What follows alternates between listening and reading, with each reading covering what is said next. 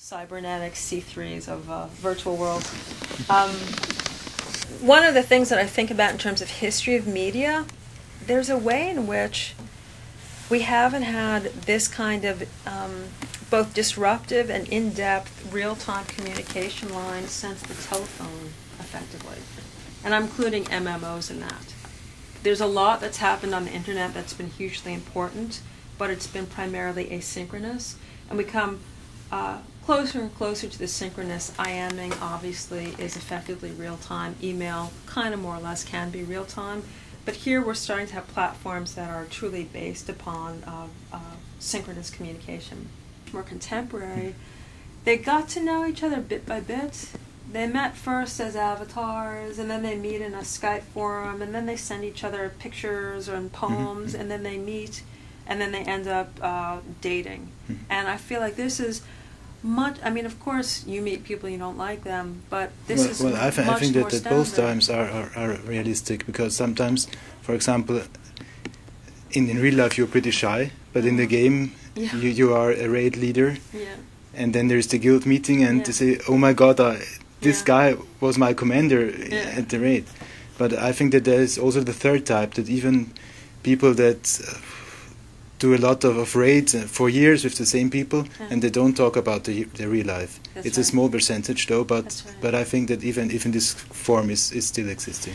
Yeah, one of the things that I'm thinking about, and I'd love to hear your feedback, is my sense of it is it's a much smaller percentage of the people who they have long relationships, but they don't have anything outside of the game. Because I feel like because there's so many different channels that we can communicate, and it doesn't have to be face-to-face, that, you know, once you start to IM in a game with someone, then you build up a joke together or something, and I don't know how to start checking how many people keep their lives just within that, and how many people have the different windows where they're talking to each other.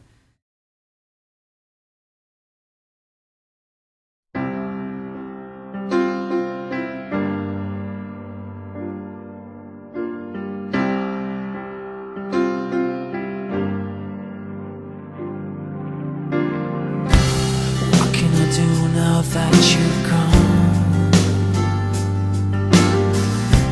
what can I say when I come home? Feeling you so far away, so hard to take in. I should have been the one to fall. I've lived through all life, so silent, breathing makes me ache. On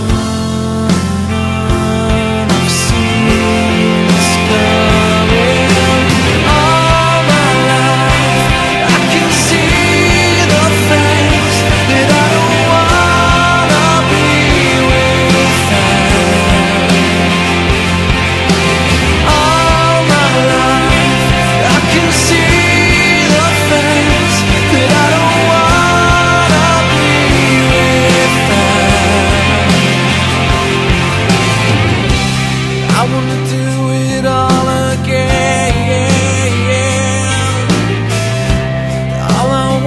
Some more time, somehow I'll make it go away. On and on, I've seen this coming all my life. I can see the things that I don't wanna be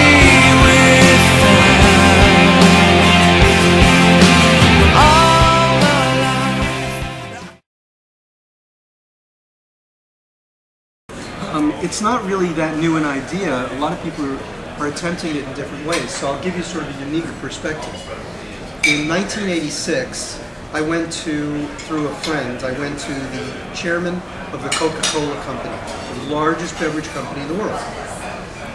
And I had come out of a media industry background. I worked at ABC for the chairman of the board of ABC. And so I knew pretty much how media buyers view advertising opportunities.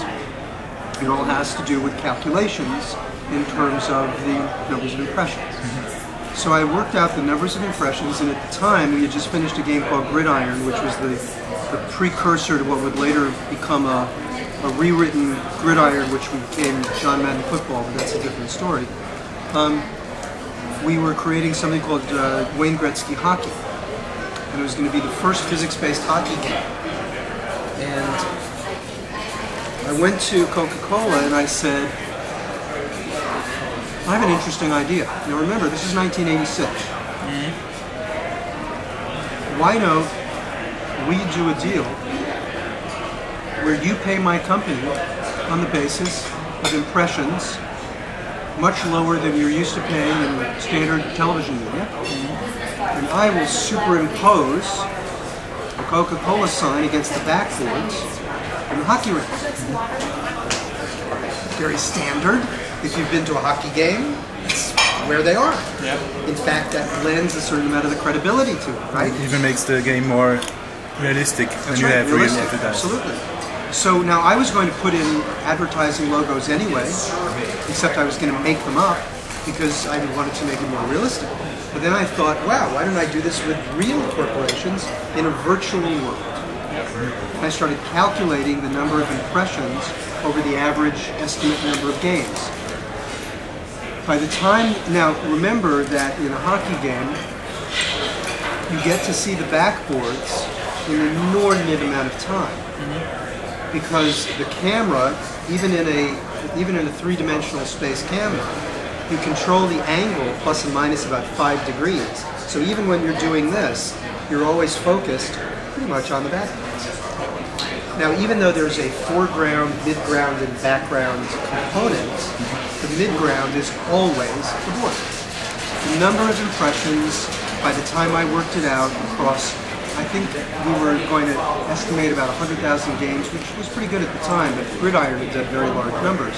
So we had a reasonable expectation that with the greatest hockey player of all time and that game, we were going to get a good number of sales. The number of impressions was in the billions. And Coca-Cola looked at the numbers, looked at us, had no idea what a game was, and said, "You're making this up." And so we said, "No, we're not. Here, let us show you how we calculate it." We went line by line. And they sort of looked at us and said, "Yeah, we don't think there's anything there. Not for us. We wouldn't participate. I mean, where would we be? We'd be on the boards. Well, would you need us to supply you with logo materials to put on the boards? No. Why? Because we're making a virtual advertisement in a virtual hockey game with a virtual rink.